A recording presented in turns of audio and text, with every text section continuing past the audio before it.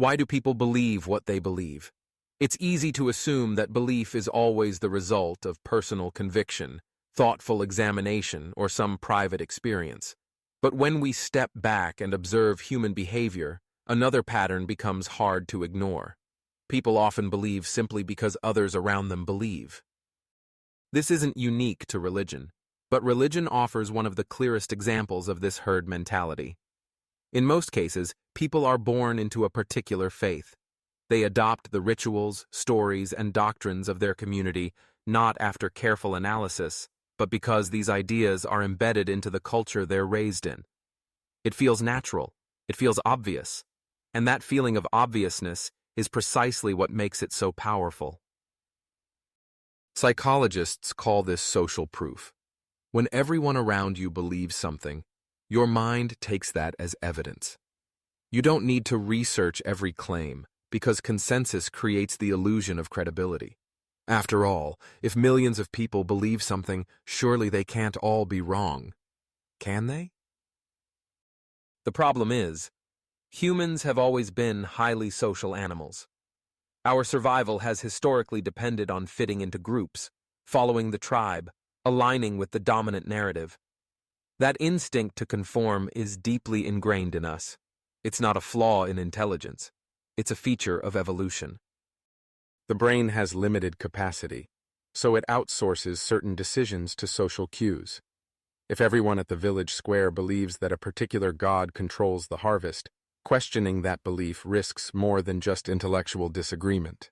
It risks ostracization, conflict, even punishment. The cost of dissent has often been far greater than the cost of simply going along. Even in modern times, where open dialogue is more accepted, the pull of consensus remains strong. Most people do not rigorously investigate the beliefs they inherit. They absorb them passively, through repetition, rituals, and the emotional comfort of belonging. And that belonging matters.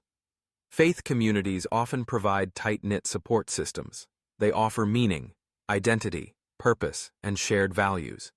Stepping outside of that framework can feel like stepping into a void. When people do leave a faith, it's rarely because they lost an argument. It's often because they've grown uncomfortable with the contradiction between what they're told and what they observe in the world. There's also the psychological phenomenon known as pluralistic ignorance.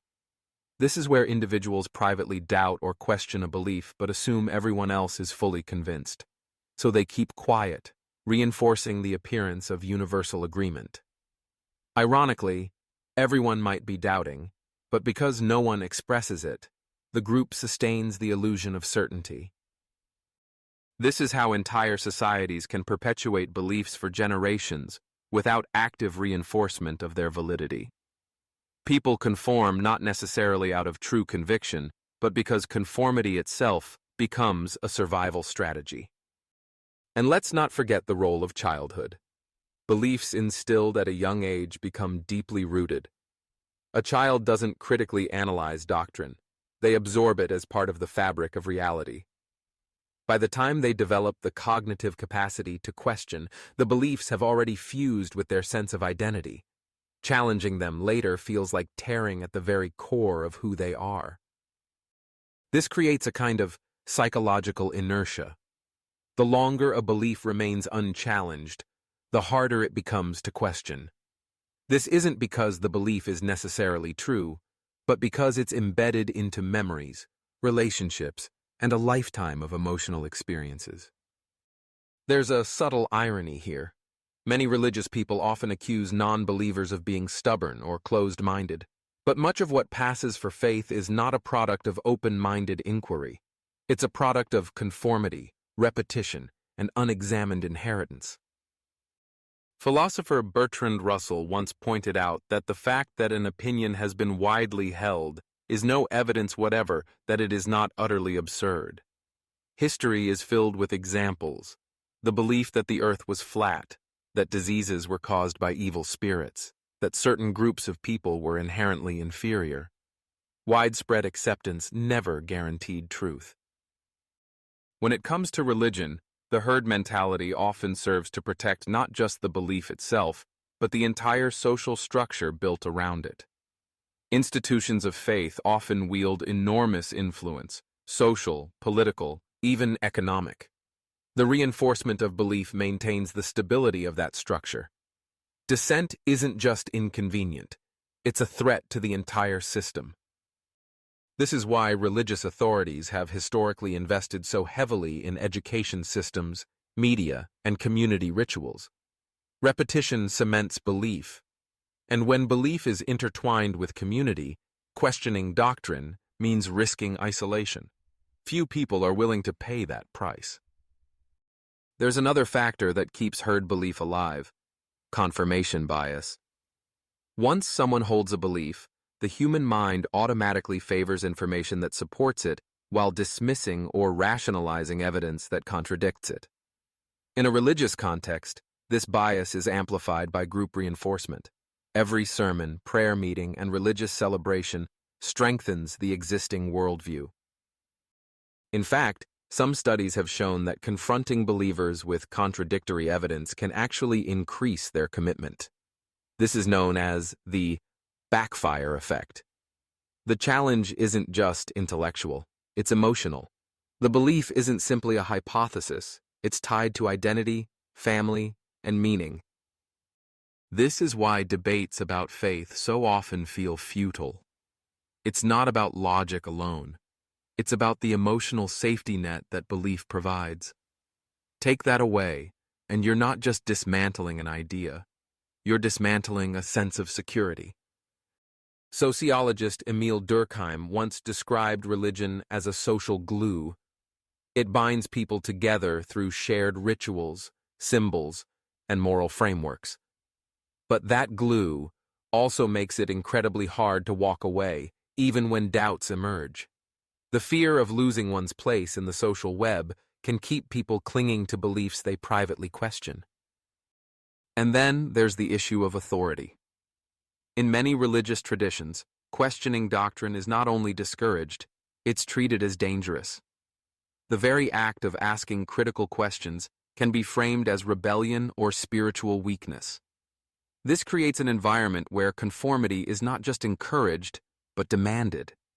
It's not difficult to see why the herd mentality persists. Religion, by design, taps into multiple layers of human psychology: the need for belonging, the comfort of certainty, the fear of isolation, the desire for community, and the instinct to avoid conflict. All of these combine to create a powerful engine that keeps faith alive, even when the original claims of that faith might seem questionable under scrutiny. Of course, none of this means that every believer is blindly following the herd. Many people wrestle deeply with their beliefs, study them, question them, and arrive at their faith through thoughtful reflection. But the sheer scale of religious adherence across cultures and history suggests that much of it thrives not on deep analysis, but on powerful social dynamics. The tragedy is that herd belief can crowd out honest doubt. It can make questioning feel dangerous or lonely. It can discourage people from exploring alternative ways of thinking. And yet, history shows that progress often comes from those who break away from the herd, who dare to question, to challenge, and to see with fresh eyes. Galileo questioned the prevailing religious views of his time and was persecuted. Giordano Bruno paid with his life for challenging orthodoxy. And while their ideas were once considered heretical, today we recognize them as pioneers of knowledge. At its core, herd mentality is not about the content of the belief, but the social mechanisms that sustain it. Whether it's religion, politics, or culture, the same dynamics apply. People follow the herd because it feels safer than standing alone. But safety is not the same as truth. Consensus is not the same as evidence, and comfort is not the same as understanding. The question that remains for each person is whether they're willing to step back from the crowd long enough to examine what they believe and why. That process isn't easy. It can be disorienting, but it's also where genuine understanding begins. As philosopher Arthur Schopenhauer once observed, Every truth passes through three stages. First, it is ridiculed. Second, it is violently opposed. Third, it is accepted as being self-evident. The challenge is to reach that third stage, not because the herd says so, but because reason, evidence, and honest inquiry lead you there.